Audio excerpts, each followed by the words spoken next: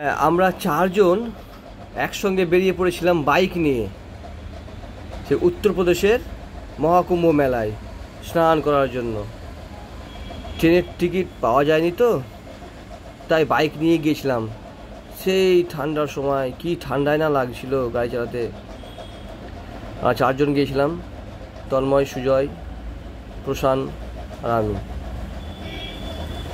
আমরা সেই মুর্শিদাবাদের রঘুনাথগঞ্জ থেকে গিয়েছিলাম, দারুণ লেগেছিল।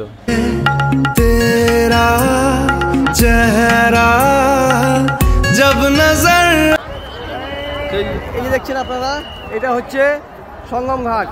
এই সঙ্গম ঘাটে স্নান করলাম। আমার সঙ্গে এসছে আমার বন্ধুরা, এই যে দেখে দিচ্ছি। প্রশান, স্নান হলো, কেমন লাগলো? ভালো লাগছে। তন্ময়, সুজয়, বেরিয়ে পড়বো।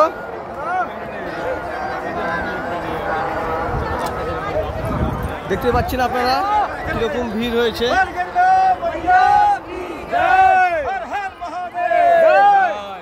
তো ফাইনালি আমরা স্নান করার পর খাওয়া দাওয়া করে বাড়ির দিকে রওনা দিলাম।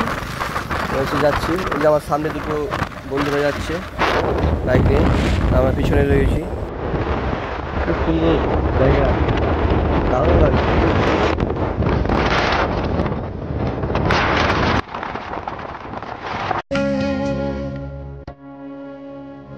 আর বন্ধুটা ঘাড়ে যে কীভাবে ব্যাগটা আটকেছে, ও নিজেকে নিজে খুলতে পারছে না। এখানে আমরা সেই রেস্টুরেন্ট থেকে বেরিয়ে খাওয়া দাওয়া করে আসছিলাম।